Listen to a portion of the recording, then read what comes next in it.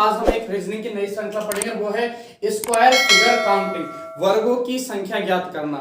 हमें कोई एक आकृति दे देगा और उस आकृति में हमें वर्गों की क्या ज्ञात करनी है, संख्या ज्ञात करनी है। तो देखो, जब हम स्क्वायर का काउंटिंग करेंगे तो इसमें हमारे स्क्वायर में दो प्रकार की आकृतियां होती है।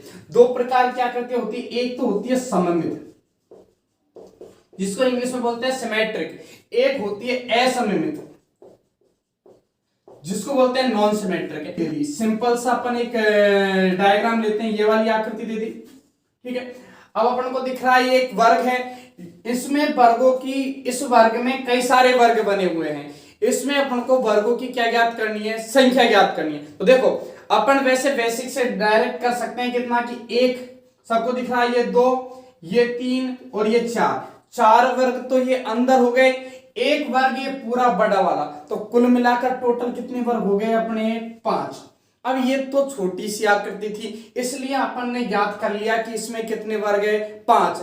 लेकिन ऐसी ही कोई बड़ी आकृति आ जाए तो वे मैं आपको बहुत शानदार तरीके से बताने जा रहा हूं। जैसे मान लो इसको, ये देखिए कि ये एक आकृति है। अब पहले अपन जानेंगे कि ये सममित है या असममित है। तो देखो, यहाँ पंक्तियों की संख्या देखो कितनी है, तो हमको दिख रहा है एक तो ये वाली पंक्ति, एक ये वाली पंक्ति, पंक्तियां कितनी है, 2। स्तंभ देखिए, स्तंभ कितने, एक तो ये वाला स्तंभ और एक ये वाला स्तंभ, स्तंभ भी कितने, 2। कहने का मतलब पंक्तियों की संख्या भी 2 है और स्तंभ की संख्या भी कितनी है, 2। तो ध्यान रखना, जब ऐसी आकृति जिसमें पंक्ति और स्तंभ दोनों की संख्या बराबर हो तो वह आकृति हमारी कहलाती है सममित आकृति। जब पंक्ति और स्तंभ दोनों बराबर हो तो वह आकृति कौन सी होती है, सममित। और सममित आकृति में हम वर्गों की संख्या एक शानदार तरीके से निकालेंगे, वो देखिए कैसे। अपन को क्या करना है, जितनी पंक्तियां हैं उतने स्तंभ है, तो अपन को नंबर डाल देने, ये 1 और ये 2, एक तरफ नंबर डाल दो, डाल दिया।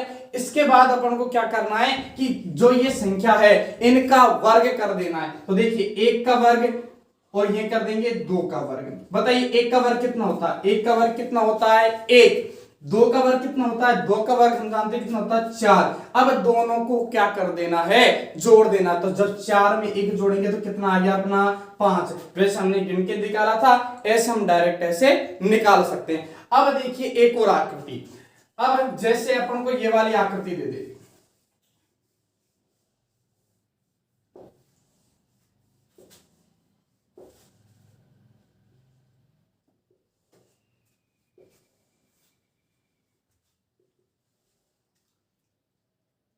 देखिए कि इसमें देखो पंक्तियां कितनी है, 1 2 3 4, स्तंभ भी कितने, 1 2 3 4। तो कौन सी आकृति है, ये सममित। तो देखिए 1 2 3 और 4।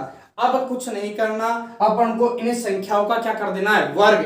क्या निकालने के लिए अपन क्या निकालने, इसमें वर्ग निकाल रहे। तो देखो 1 का स्क्वायर, फिर 2 का स्क्वायर, फिर 3 का स्क्वायर और फिर किसका स्क्वायर, 4 का स्क्वायर। अब देखिए 4 का स्क्वायर कितना होता है, 16। 3 का स्क्वायर कितना होता है, 9। 2 का स्क्वायर कितना होता है, 4 और 1 का स्क्वायर कितना होता है, 1। अब इनको आपस में क्या कर देना, अपने को ऐड कर देना। तो देखो 16 में जब 9 ऐड करेंगे तो 16 और 9 कितने होते हैं अपने, 25। 25 में जब 4 ऐड करेंगे तो 25 और 4 29 और 29 और 1 30। तो ये कितना आ गया अपना, कुल वर्गों की संख्या कितनी है इसमें, 30। हम एक और आकृति ले लेते हैं सममित। अब देखिए इस आकृति में अपन को वर्ग याद करना, तो सबसे पहले देखेंगे सममित है या असममित। तो देखो 1 2 3 4 5 6, ऐसे 1 2 3 4 5 6, जितनी पंक्तियां हैं उतने ही क्या है, स्तंभ। तो कौन सी आकृति है, सममित। अब जब सममित आकृति है तो क्या करेंगे, इनका वर्ग कर देंगे। तो देखो 6 का स्क्वायर, 5 का स्क्वायर, 4 का स्क्वायर, 3 का स्क्वायर, 2 का स्क्वायर और 1 का स्क्वायर। और बताइए 6 का स्क्वायर कितना होता है, 36। 5 का स्क्वायर 25, 4 का स्क्वायर 16, 3 का स्क्वायर 9, 2 का स्क्वायर 4 और 1 का स्क्वायर 1। अब अपन को क्या कर देना, इनको आपस में ऐड कर देना। ऐड करेंगे तो देखो अभी किया अपन ने 25 में जब कितना ऐड करेंगे अपन, 4। तो 25 और 4 29, 29 और 1 30 और 16 में 9 ऐड करेंगे तो 25। तो 30 और 25 कितने हो गए, 30 और 20 50 और 5 55। और 55 में क्या ऐड कर देंगे अपन, 36। तो 6 और 5 11, कैरी 1, 5 3 8 1 9, तो कितने वर्ग हो गए इसमें 91। ये हो गए हमारे सममित आकृति में क्या निकालना, वर्गों की संख्या। अब अपन असममित में देख, असममित आकृति, असममित कैसे, देखो यहाँ अपने जो कॉलम है वो कितने, 1 2 3 और 4, और पंक्तियां कितनी है, 1 2 और 3। तो ये आकृति कैसी है, असममित। तो क्या करेंगे, सबसे पहले अपन को इसका नंबर डाल देना है। तो देखो 1 2 3 और ये 4, फिर इसका डाल देना 1, डली रहा पहले से 2 और 3। इसके बाद क्या करना है, इसके बाद कुछ नहीं करना, ध्यान से देखना, जो जो अंतिम अंक है इनको आपस में मल्टीप्लाई करते चलना है। तो देखिए अंतिम अंक 3 इसका और इसका 4, 3 को कर देंगे अपन 4 से, फिर इसका अंतिम ये वाला 2 और ये इसका 3, एक एक कम करते चलेंगे। 2 को किससे कर देंगे, 3 से, फिर किस पे आएंगे बताओ, 1, और 1 को किससे करेंगे, 2 से, 1 को कर देंगे 2 से। जैसे ही अपन 1 पर आएंगे उसके बाद अपन क्या कर देंगे इसको, जैसे 1 आया अपना कंप्लीट हो जाएगा। अब देखो गुणा करने पर कितना आया, 3 को 4 से किया तो कितना आ गया 12, 2 को 3 से किया तो कितना आ गया 6, 1 को 2 से किया तो कितना आ गया 2। अब कुछ नहीं करना, जैसे ही ये आया कर देना है। 12 को में जब 6 ऐड करेंगे तो 12 और 6 18, और 18 और 2 20। कहने का मतलब इसमें वर्गों की संख्या कितनी हो गई, 20।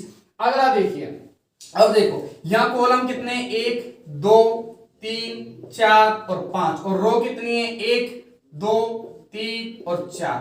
क्या करना है, बस अंतिम को मल्टीप्लाई करते चलेंगे। 4 को जब 5 से करेंगे तो 4 गुणा 5, फिर 3 को किससे करेंगे, 4 से, 3 गुणा 4, फिर 2 को किससे करेंगे, 3 से, 2 गुणा 3, फिर 1 को किससे करेंगे, 2 से। जैसे 1 आया फिर क्या कर देंगे, बंद कर देंगे। अब देखिए 5 चौके 20, 3 चौके 12, 2